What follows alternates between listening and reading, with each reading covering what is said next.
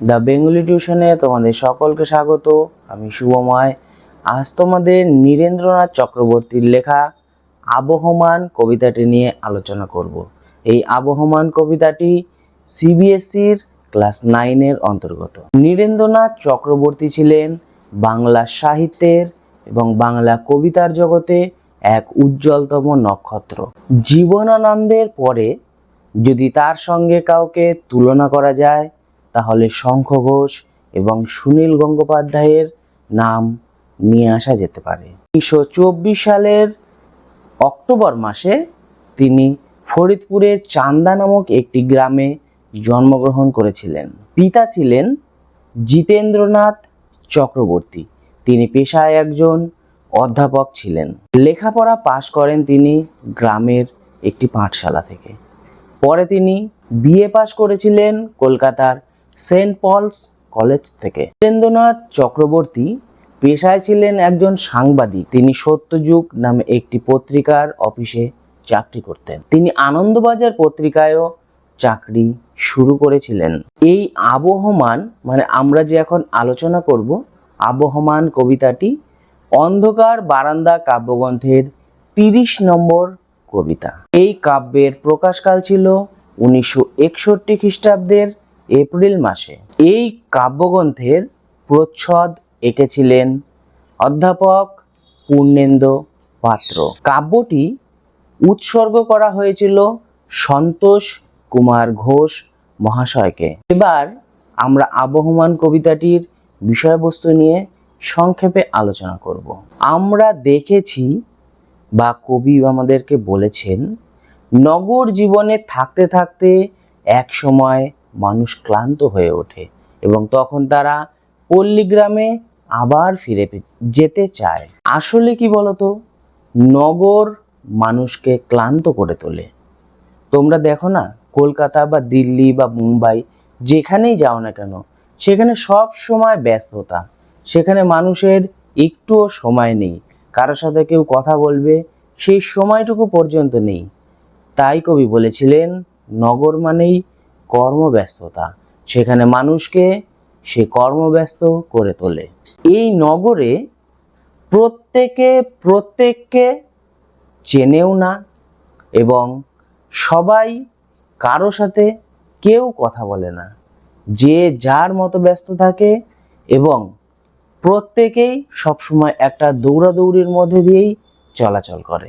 সবাই যেন একটি প্রতিযোগিতা নিয়ে ব্যস্ত। কারো সাথে কারো ভাব বিনিময় করার সময় পর্যন্ত থাকে না। এছাড়াও প্রত্যেকে সেখানে ভাবে কিভাবে একে অপরকে ফাঁকি দিয়ে আমরা উপরে উঠে যেতে পারবো। তাই তাদের মধ্যে একটি চালাকির ভাবও লক্ষ্য করা যায়। তাই কবি নীরেন্দ্রনাথ চক্রবর্তী শহর ছেড়ে পল্লীগ্রামের এক নিভৃত অঞ্চলে তিনি ফিরে এসেছিলেন। শৈশবে দেখা যায় গ্রামের ফসল, ফুল, ফল, নদী, মাঠ ইত্যাদি কবিকে সবসময় আপ্লুত করে রাখত। কবির চোখে পড়েছে সেই লাউ মাচাটি, যে লাউ মাচাটি ছোটবেলায় তিনি দেখেছিলেন। এখনো সেই লাউ মাচাটির একটি ফুল হাওয়ায় দুলছিল এবং সেখানে কবি সেই ফুলটি দেখে ভীষণ আপ্লুত বা প্রফুল্লিত হয়ে উঠেছেন। আসলে কি বলতো, মানুষ তার চাকরি সূত্রে হোক বা ব্যবসা সূত্রেই হোক, যতই সে শহরে যাক বা নগরে যাক না কেন, সে তার গ্রাম্য যে পরিবেশ বা গ্রামকে কখনোই মন থেকে মুছে ফেলতে পারে না। সেখানে জড়িয়ে থাকে অনেক স্মৃতি। সেই স্মৃতিকে কি কখনো ভোলা যায়? তাই কবি বলেছেন, কে এইখানে হারিয়ে গিয়েও আবার ফিরে আসে এই মাটিকে, এই হাওয়াকে আবার ভালোবেসে। যেখানে কবি সারাদিন ধরে আপন মনে ঘাসের গন্ধ মেখে বেড়াতেন, সেই ছোটবেলার স্মৃতিতেই কবি আবার ফিরে এসেছেন। কবি সহ অন্যান্যরা সারাটা রাত নক্ষত্রের দিকে তাকিয়ে কত স্বপ্ন আঁকতেন, সে কথা কি ভোলা যায়? ছোটবেলার কত দুঃখ, কত ব্যথা কবি বহন করে নিয়ে বেরিয়েছেন।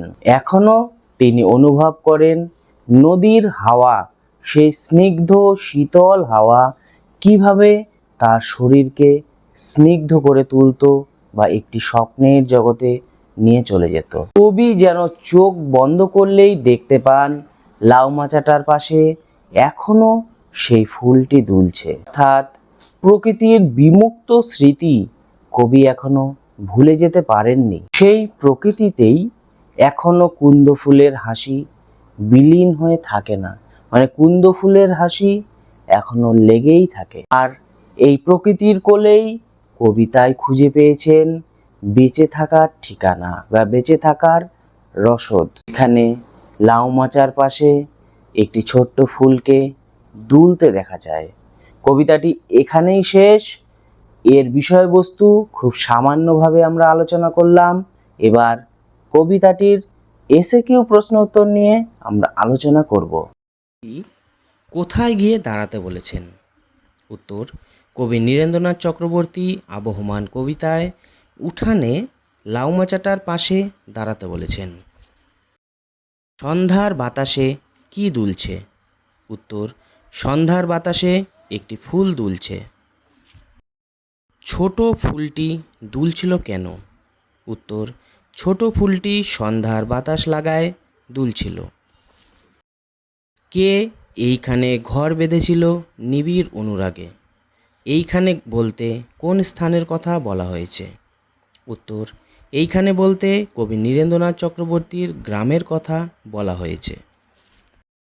হারিয়ে গিয়েও আবার ফিরে আসে। হারিয়ে গিয়েও কে কোথায় ফিরে আসে? উত্তর, যারা জন্মভূমি ছেড়ে দূরে কোথাও চলে যায় তারা আবার একদিন মাটির টানে জন্মভূমিতেই ফিরে আসে বলে কবি বলেছেন। আবার ভালোবেসে কে কাকে আবার ভালোবাসে? উত্তর, জন্মভূমি ছেড়ে যারা বাইরে কোথাও যায় তারা একদিন জন্মভূমিতে ফিরে এসে জন্মভূমির মাটি হাওয়াকে আবার ভালোবাসে। ফুরোয় না তার কিছুই ফুরোয় না, কার কিছুই ফুরোয় না? উত্তর, কর্মজীবনের তাগিদে গ্রাম ছেড়ে দূরে চলে গেলেও একদিন মাটির হাওয়ার টানে আবার ফিরে আসে মানুষ, তাদের কিছুই ফুরোয় না। জন্মভূমির আকর্ষণ তারা অনুভব করে। কবি কবিতায় নোটে গাছটি সম্পর্কে কি বলেছে? উত্তর, কবি নোটে গাছটি সম্পর্কে বলেছেন যে সেটি একদিন বুড়িয়ে ওঠে কিন্তু মুড়োয় না। ফুরোয় না তার যাওয়া এবং ফুরোয় না তার আসা। কোথায় যাওয়া আসা ফুরোয় না? উত্তর, জন্মভূমি বা গ্রাম ছেড়ে বাইরে গেলেও মাঝে মাঝে তারই টানে যাওয়া আসা চলে। আকর্ষণ কখনো ফুরিয়ে যায় না। ফুরোয় না সেই একগুঁয়েটার দুরন্ত পিপাসা। এখানে একগুঁয়েটা কে? উত্তর, এখানে একগুঁয়েটা বলতে গ্রামের প্রতি যাদের আকর্ষণ বেশি তাদের বলা হয়েছে। সারাটা দিন আপন মনে কি করে? উত্তর, সারাটা দিন আপন মনে ঘাসের গন্ধ মাখে। সারাটা রাত কি করে? উত্তর, সারাটা রাত তারায় তারায় স্বপ্ন এঁকে রাখে। নোটে গাছটা বুড়িয়ে ওঠে কথাটির ভাব অর্থ কী? উত্তর, নোটে গাছটি বুড়িয়ে ওঠে কথাটির ভাব অর্থ বলতে কবি মানুষের বয়স বেড়ে যাওয়ার কথা এখানে বলেছেন। নোটে গাছটি বুড়িয়ে ওঠে কিন্তু মুড়োয় না বলতে কবি কি বলতে চেয়েছেন?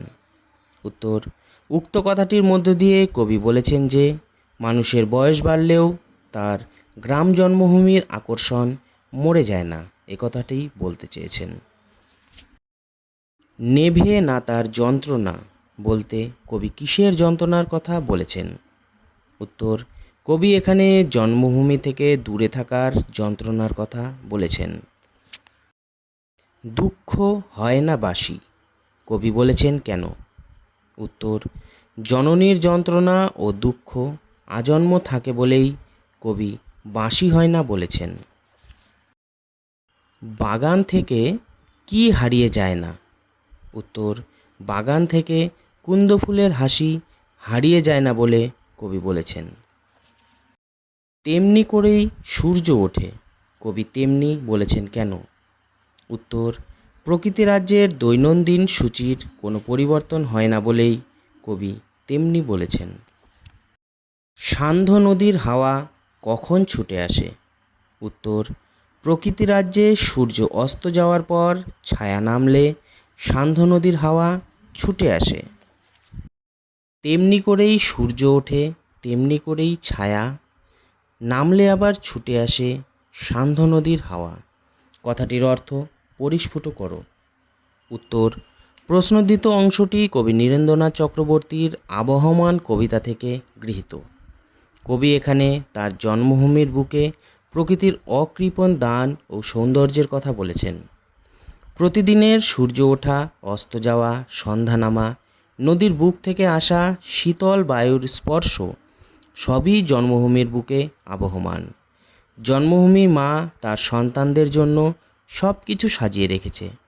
সন্তান কাছে না থাকলেও তার ফিরে আসার অপেক্ষাতেই মা সাজিয়ে রাখে, আর মা জানেন একদিন তার সন্তান ফিরবেই। এখনও সেই ফুল দুলছে, ফুল দুলছে ফুল সন্ধ্যার বাতাসে।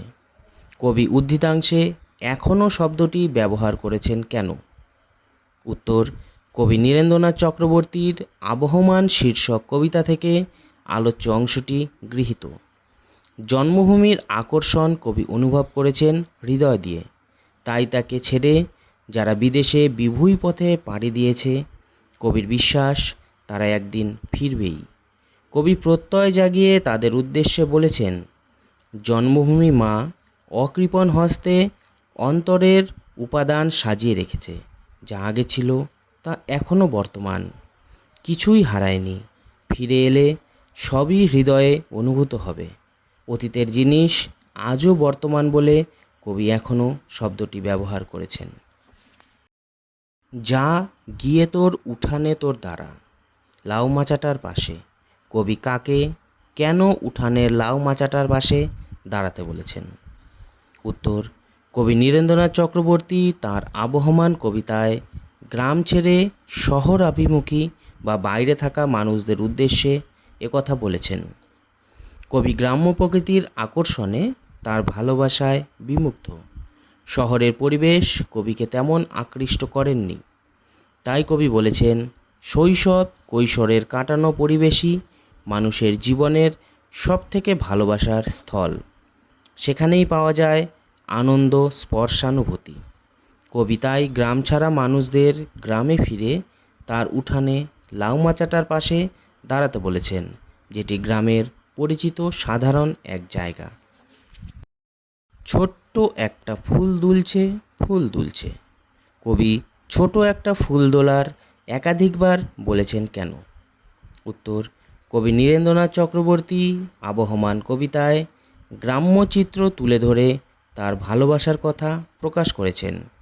গ্রাম্য পরিবেশে অতি সাধারণ ও পরিচিত একটি গাছ হলো লাউ গাছ।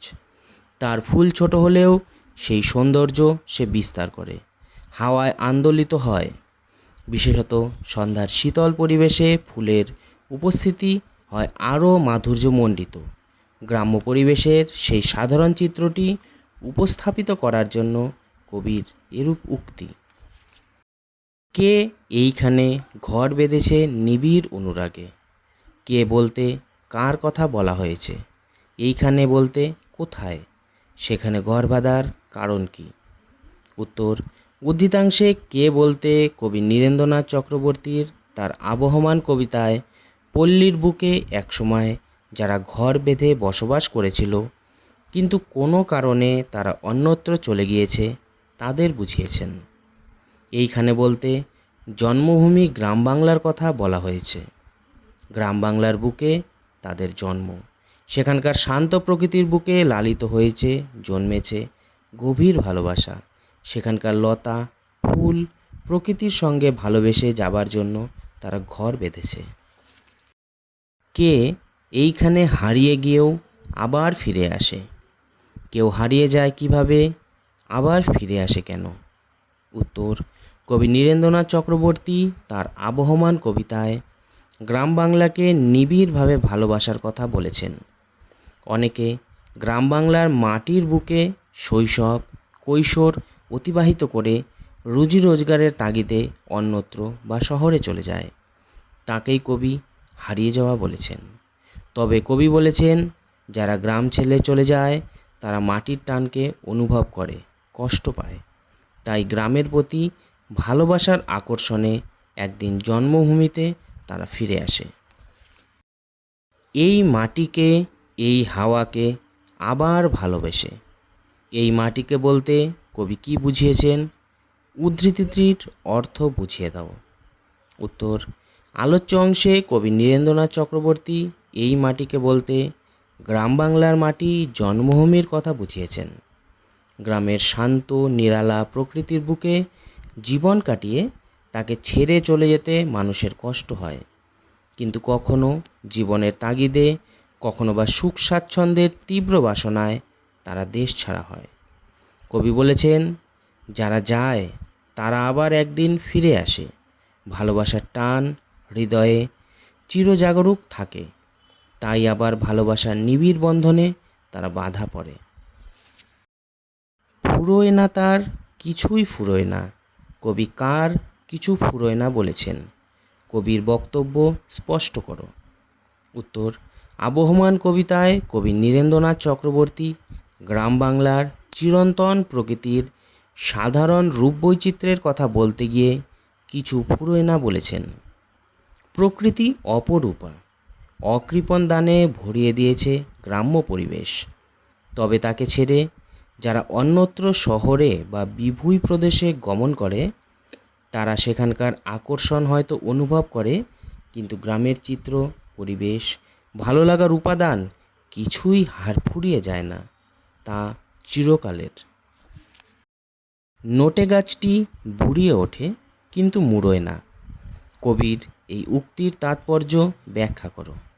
উত্তর: কবি নীরেন্দ্রনাথ চক্রবর্তী রচিত আবহমান কবিতার উদ্ধৃতি এটি। কবি এই কবিতায় যুগ যুগ ধরে পল্লী প্রকৃতির মাটির টান, সৌন্দর্য প্রীতির আকর্ষণের কথা বলেছেন। কবির চোখে যা চিরকালীন, শাশ্বত রূপে বিরাজমান। মানুষের বয়স বাড়ে, কিন্তু গ্রাম্য প্রকৃতির প্রতি আকর্ষণ কমে না। নোটে গাছও এমন বয়সের ভারে একসময় বুড়িয়ে যায়, কিন্তু মরে না। গ্রাম বাংলার প্রকৃতি ও মানুষ এক সূত্রে গাঁথা। ফুরোয় না তার যাওয়া এবং ফুরোয় না তার আসা। কবির এরূপ উক্তির কারণ কি? উত্তর: কবি নীরেন্দ্রনাথ চক্রবর্তী তার আবহমান কবিতার উদ্ধৃতাংশটিতে বলেছেন যে, জন্মভূমি ছেড়ে জীবিকার জন্য অন্যত্র পাড়ি দিতে হয় অনেককেই, কিন্তু তাতে তাদের জন্মভূমির প্রতি আকর্ষণ কমে না। তাই তারা বিভূই ছেড়ে প্রায়ই স্বভূমিতে যাতায়াত করে। মনের দুরন্ত পিপাসা থেকেই বারে বারে জন্মভূমিতে যাওয়া আসা। মানুষের মনের এই আকর্ষণ দুর্বার, দুরন্ত, তাই কবির এই উক্তি। সারাটা দিন আপন মনে ঘাসের গন্ধ মাখে। কবির বক্তব্য স্পষ্ট করো। উত্তর: কবি নীরেন্দ্রনাথ চক্রবর্তীর আবহমান কবিতার এই উদ্ধৃতাংশে জন্মভূমির সঙ্গে মানুষের আকর্ষণের গাঢ়ত্ব প্রকাশ করেছেন। জন্মভূমির সঙ্গে মানুষের নারীর টান, দূরে চলে গেলে বেশি করে অনুভূত হয় সেই ভালোবাসার টান। তাই যখন বিভূই থেকে স্বভূমিতে মানুষ ফিরে আসে, তখন চেনা ভূমির সমস্ত কিছুকে আপন বলে মনে হয়। সামান্য ঘাসের গন্ধও গায়ে মেখে মনে তৃপ্তি মেটায় মানুষ। নেভে না তার যন্ত্রণা যে, দুঃখ হয় না বাসি। তার বলতে কার কথা বলা হয়েছে? তার যন্ত্রণা নেভে না কেন? উত্তর: কবি নীরেন্দ্রনাথ চক্রবর্তীর আবহমান কবিতায় উদ্ধৃতাংশে তার বলতে জন্মভূমি মায়ের কথা বলা হয়েছে। জন্মভূমির বুক ছেড়ে সন্তান যখন বিভূই দেশে চলে যায়, তখন মায়ের মনে যে যন্ত্রণা অনুভূত হয় তা প্রশমিত হয় না। সন্তানের জন্য দুঃখ কষ্ট নিরন্তর পেতে থাকে জন্মভূমির মা। কোনো মা যেমন সন্তানকে দূরে রাখতে চায় না, জন্মভূমি মাও সন্তানদের দূরে রাখতে চায় না। তাই এত ব্যথা, যন্ত্রণা, দুঃখ। হারায় না তার বাগান থেকে কুন্দ ফুলের হাসি। কবির এই উদ্ধৃতিটির অর্থ স্পষ্ট করো। উত্তর, আলোচ্য অংশটি কবি নীরেন্দ্রনাথ চক্রবর্তীর আবহমান কবিতা থেকে উদ্ধৃত। জন্মভূমি মাতৃসমা। জন্মভূমির মা তাই সন্তানদের সব রকম আনন্দ তৃপ্তিদানে সর্বদাই ব্যস্ত থাকে। সন্তান জন্মভূমির মাকে ছেড়ে বিভুঁই দেশে গেলে মায়ের কষ্ট হয়, ব্যথা হয়। তবে মা তার সন্তানের অপেক্ষায় থাকে। জন্মভূমির বুকে উদ্যানগুলিতে শুভ্র কুন্দফুল তার হাসি ছড়িয়ে রাখে। মা জানে সন্তান ফিরে আসবেই, আর তার জন্যই মায়ের এই তৎপরতা।